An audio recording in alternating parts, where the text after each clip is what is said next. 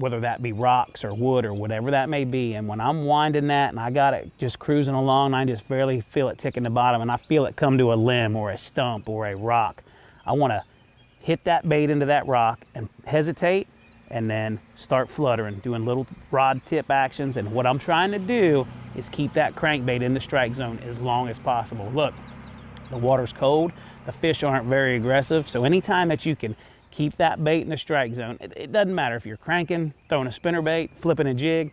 To me, the longer you can keep that bait in the strike zone, the better off you're gonna be, especially when the water's cold. And simply by fluttering that or worming that jig or crankbait through the cover, you're gonna get yourself a lot more bites. All right, everyone, and the next bait we're gonna talk about is a square bill. I mean, look, this is not a secret bait. Everybody has a square bill tied on in their boat. This is a KVD 1.0, all right? And you might say, well, Bill, why aren't you using a 2.0 or a 2.5? Once again, you always hear me, and it just has to do with where I grew up on the Ohio River. There was so much pressure, and I always wanted to try to do things different than everybody else was doing. And simply by taking basically the same baits that everybody else are using and just downsizing or maybe doing something a little different, definitely gets me a lot more bites. But once again, when we talk about shallow cranking, once again, I want a bait that's not gonna be grinding into the bottom extremely hard, okay? And that's what I get with the 1.0. It lets me get back there in that shallow cover,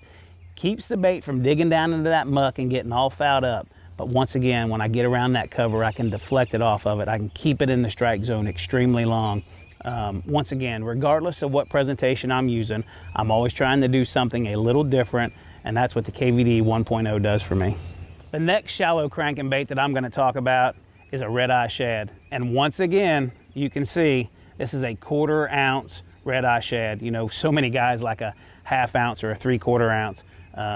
Them guys are better at catching bigger fish than I am. You know, I'm that guy that's gonna 12-pound you to death.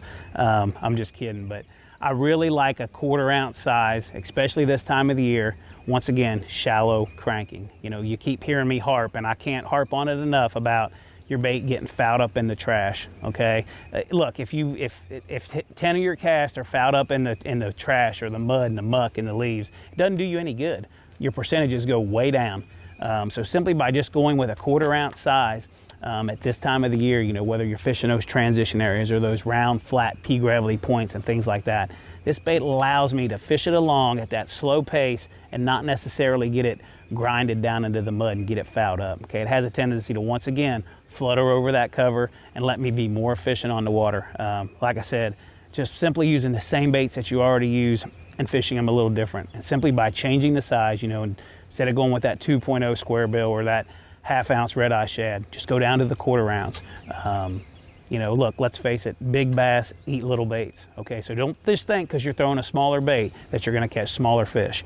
Once again, I'm trying to use a tool for the job to make me more efficient on the water.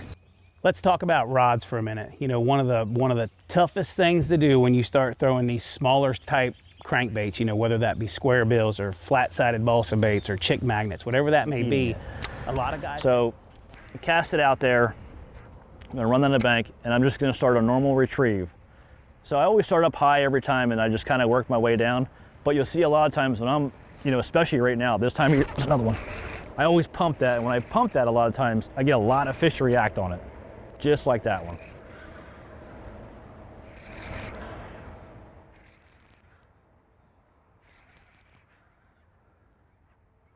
Oh, this is a big one. These are the kind I want, guys, right here. Early fall giant. Try to flip them right in here. It's another one on the outside. So that was a good example too. I pumped it, he ate it. Maybe they don't want to eat it, but they're reacting to it. That's a beautiful fish right there, guys.